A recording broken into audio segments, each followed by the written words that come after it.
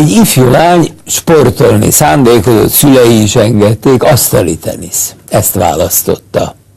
Hogyan nem, talán még ő maga se tudja, egyszer csak egy kajakban találta magát. És egy olyan sportágat választott, nem csupán a kajakozást, hanem a kajakozáson belül egy olyan sportágat, ami talán a legkisebb figyelmet kapja, a legkisebb érdeklődést vető rá, pedig hát mindössze csak 40 kilométert kell kajakozni, és ahol elfogy a víz, ott várra venni a hajót és futni.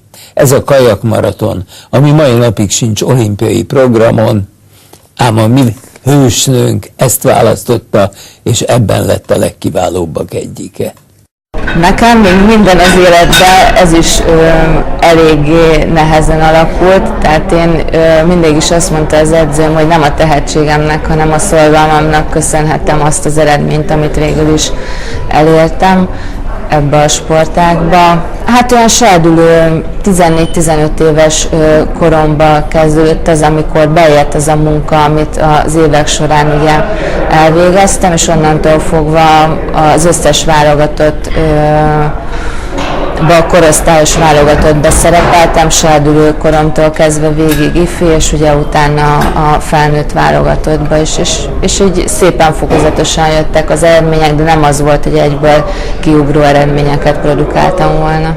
Végül is ugye, amikor én feljutottam a felnőtt korosztályba, akkor el kellett döntenem, hogy tovább tanulok, vagy ugye, ahogy letettem az alapokat, a kajakozást folytatom tovább, és ez történt 91-ben. 1988-tól a Nemzetközi Kajakkenu Szövetség behozott egy új versenyzési formát, és ez volt a maratoni kajakozás, és 92-ben nekem el kellett indulnom, a szerződésem, a sportolói szerződésem kötött hozzá, hogy el kell indulnom a maratoni magyar bajnokságon, és teljesen újoncként, ugye az volt az első felnőtt versenyévadom, meg is nyertem egyből. Nekem nagyon megtetszett ez az ága a kajakozásnak, sokkal változatosabb, és külföldön sokkal jobban is szeretik, mint itthon Magyarországon, sokkal nagyobb közönséget is vonz.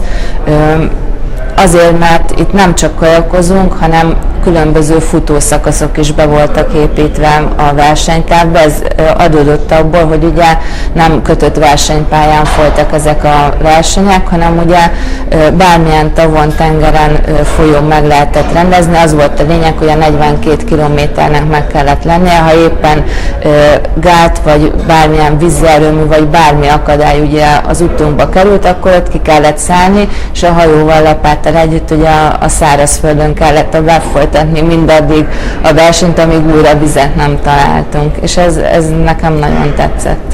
Sokan nem is tudják az emberek közül, hogy a kajakkenu sporton belül egyáltalán van ilyen versenyszám. Annak ellenére azért az én városomban nagyon megbecsültek. Országos szinten ezt már inkább nem mondható el, hiszen az egész magyar sport az ugye inkább az olimpiai sportágak felé tendálódik. Ugye itt a világbajnokság az, ami a legmagasabb eredmény, amit el lehet érni, de annak ellenére azért a szövetség kiemelten kezelte ezt a részét is ugye a kajakkenu sporton belül. Nem lehetett milliókat gyűjteni, de azért valamennyire el volt ismerve ez a munka és ez az ága is a kajakozásnak. Hát ugye 92-ben indult el ez az egész maratoni pályafutásom, fokozatosan javultak az eredményeim, és 95-ben sikerült az első Európa-bajnoki érmemet megszerezni, és ott egy bronzérem sikeredett. Hozzáteszem, hogy első helyről borultam be, és a legutolsó helyről sikerült a bronzéremig felkajakoznom magam. Tengeren rendezték a versenyt, amihez ugye mi nem igazán vagyunk hozzászokva, és innentől fogva szinte minden évben valamilyen világversenyen érmet nyertem, és úgy Isten igazából a 98-as dél-afrikai világbajnokságtól kezdve jöttek azok az eredmények, amiknek a munkám, az elvégzett munkám alapján már korábban is ki kellett volna, hogy jöjjenek belőlem, de onnantól fogva minden évben egy vagy két éremmel, attól függ, hogy hány versenyszámba indultam, mindig éremmel tértem haza a világversenyekről.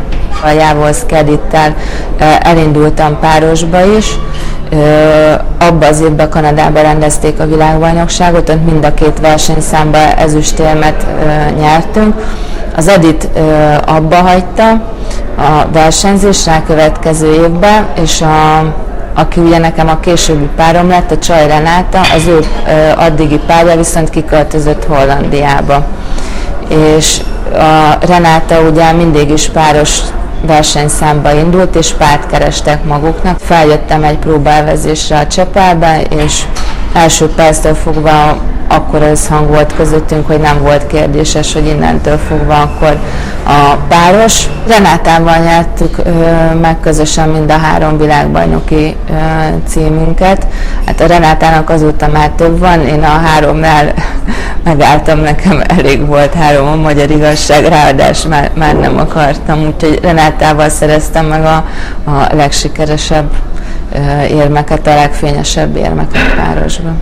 Nekem nem az volt, hogy kész vége, befejeztem a versenyzést, és akkor kikerülök a nagybetűs életbe, és akkor mi lesz velem, hanem én elkezdtem ezt tervezni, és én úgy vágtam neki a 2005-ös évnek, hogy én tudtam, hogy abban az évben nekem már munkahelyem lesz a Tiszaújvárosi Sportcentrumban, tehát én tudatosan készültem erre a dologra. Én a sportpályafutásommal párhuzamosan a testnevelési egyetemen 2 diplomát is szereztem, elvégeztem a kajakkenu szakedzőit és a sportmenedzserit is, úgyhogy mindenféleképpen a sport területén szerettem volna maradni, nem véletlenül ugye célirányosan ilyen iskolákat végeztem. A szüleim egész végig támogatták a pályafutásomat, ehhez a 3 aranyéremhez ők is nagyon nagy mértékben hozzájárultak, és tisztelni akartam ezzel az édesapám előtt, úgyhogy be lett rakva neki a sírjába az aranyérem, mert ezt ő is megérdemli.